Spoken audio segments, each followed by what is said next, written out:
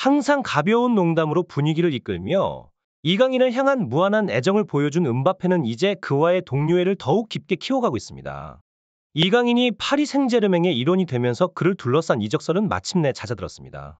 은바페는 항상 최상의 선수들과 함께 뛰고 싶다는 갈망을 가지고 있었으며 그의 이러한 열망은 과거에 그를 레알 마드리드와 연결지었던 수많은 소문의 근원이었습니다. 그러나 이강인의 아시안컵 복귀 이후 은바페의 태도에는 눈에 띄는 변화가 있었습니다. 바로 그날 영국의 유명 언론에서 이강인과 손흥민 간의 경쟁이 크게 보도되었습니다. 아시안컵에서의 활약으로 돌아온 이강인은 동료들의 열렬한 환영을 받았습니다. 훈련장에서부터 그의 복귀를 진심으로 축하하는 동료들의 모습에서 팀 내에서의 그의 위치는 단단히 자리 잡고 있음을 알 수 있었습니다. 니케 감독 역시 이강인의 복귀를 환영하며 그가 팀에 다시 합류함으로써 새로운 전략을 시험해 볼 수 있기를 기대하고 있었습니다. 이강인은 이번 대회에서 베스트 11에 선정될 만큼 기술적으로도 한층 더 성장한 모습을 보여주었습니다. 이에 평소 이강인의 능력을 높이 사던 애니 감독은 그의 복귀를 두 팔 벌려 환영했고 은바페도 밝은 웃음으로 그를 맞이했습니다. 은바페는 축구에 대한 자세를 가장 중요시하는 선수 중 하나입니다. 그의 축구에 대한 열정은 항상 눈부시며 이는 과거 네이마르와의 뛰어난 호흡에서도 잘 드러났습니다. 은바페와 네이마르 사이의 강한 유대감은 그들이 공유하는 축구에 대한 깊은 열정에서 비롯되었습니다. 이강인의 복귀는 팀 내에서 새로운 활력을 불어넣었으며 그의 기술과 열정은 팀 전체에 긍정적인 영향을 미쳤습니다.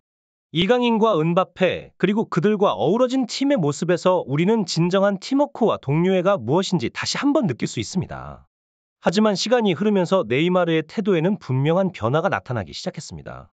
그의 생활은 점차 방탕해져 쉬는 날이면 클럽에서 술을 마시고 여성들과의 만남의 시간을 보내는 등 생활이 파행적으로 변해갔습니다. 이러한 네이마르의 변화에 대해 은바페는 결국 단호한 조치를 취하기에 이릅니다. 네이마르가 파리 생제르맹을 떠나지 않는다면 자신이 팀을 떠나겠다고 선언할 정도였죠. 실제로 은바페는 지난 시즌 PSG의 프리시즌 행사에 불참하고 일본 행사에도 참여하지 않았으며 심지어 훈련에도 나타나지 않았습니다. 네이마르와의 결별을 통해 자신의 의지를 분명히 했던 것이죠. 결국 PSG는 은바페의 의견을 수용하며 네이마르를 팀에서 이적시킵니다. 네이마르가 팀을 떠난 후 마치 아무 일도 없었다는 듯 은바페는 팀에 복귀합니다. 이런 은바페의 모습은 최근 이강인 선수와의 관계 변화에서도 드러납니다. 아시안컵이 끝난 뒤 이강인이 팀에 복귀한 지 4일째 되던 날 이강인과 손흥민 선수 간의 다툼이 보도되면서 두 사람 사이가 소원해진 것으로 알려졌습니다. 이 둘 사이의 갈등의 원인은 이강인의 행동에서 비롯되었으며 이를 접한 은바페는 이 사실에 크게 충격을 받았다고 합니다. 이는 은바페가 추구하는 축구 철학과는 정반대의 행동이었습니다. 은바페는 필드 위에서나 밖에서나 항상 동료들을 존중하는 태도를 보여주었으며 프랑스 국가대표팀에서도 선배 선수들에게 경의를 표하는 모습을 잃지 않았습니다. 따라서 팀의 주장인 손흥민과의 물리적 충돌로 이어진 이강인의 행동은 은바페에게 큰 실망을 안겨주었습니다. 이 사건을 계기로 은바페는 이강인에 대한 태도를 완전히 바꾸게 되었으며 이 변화는 해외 언론의 큰 주목을 받기에 이르렀습니다. 그 이후 은바페는 자신의 레알 마드리드로의 이적 가능성을 대중에 거의 공식화하듯이 언론을 통해 넌지시 알렸습니다. 실제로 언론에는 은바페가 동료 선수들에게도 이번 시즌 종료 후 레알 마드리드로 이적할 계획이라고 이미 털어놓았다는 내용이 보도되었습니다. 이러한 소식이 퍼지면서 은바페는 애니 감독에게 이강인과의 문제가 명확하게 해결되지 않는 한 함께 뛰고 싶지 않다는 의사를 전달했습니다. 애니 감독은 팀의 질서와 위계를 유지하는 것을 매우 중시하는 인물로 알려져 있습니다. 그는 과거 스페인 국가대표팀 감독으로 재직하며 선수들이 식사 시간에 선배들과의 대화보다 스마트폰에 집중하는 것에 크게 분노했던 바 있습니다. 이에 대한 분노가 컸던 그는 기자회견을 통해 팀 내 규율과 위계 질서의 중요성을 강조하며 대표팀 내에서 스마트폰 사용을 금지시키기에 이르렀습니다.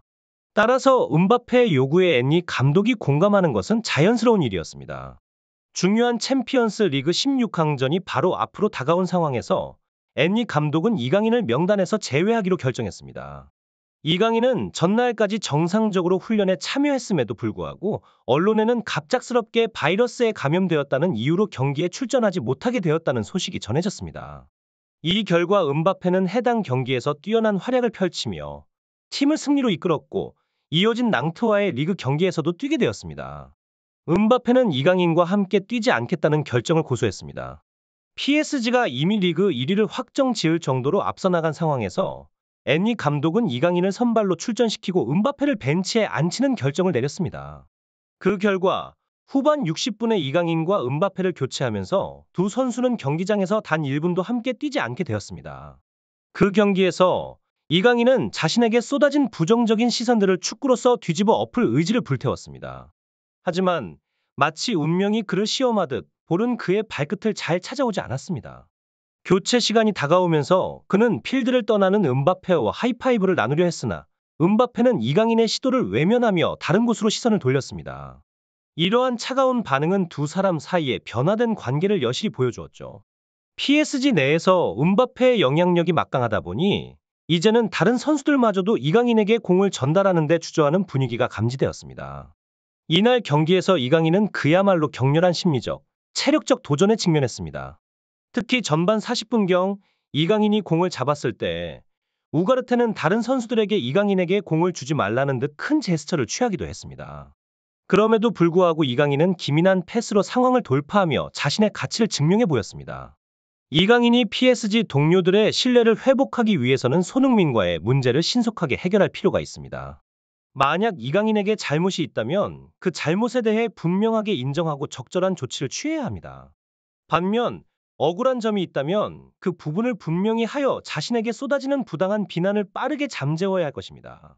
현재 이강인 선수는 논란이 터지자 즉각적으로 사과문을 발표했으나 이 사과문은 어떠한 해결책이나 감정적 변화를 제시하지 않고 묵묵부답한 입장을 유지하고 있습니다.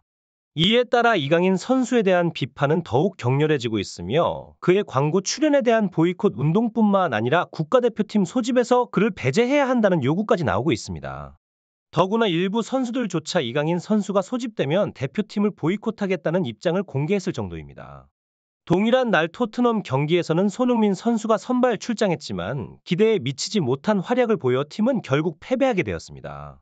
손흥민 선수의 손가락 부상은 예상보다 심각한 것으로 드러났으며 이로 인해 그의 경기력에 상당한 영향을 끼치고 있는 것으로 알려져 있습니다. 또한 포스테코글루 감독 역시 이에 분노를 표하며 사태의 신속한 해결을 촉구했습니다. 앞으로 이 사건이 어떻게 전개될지 그리고 이강인 선수가 자신의 명예를 회복할 수 있는지에 대한 관심이 높아지고 있습니다. 이에 대한 발전을 주목하여 오늘의 보도를 마치겠습니다.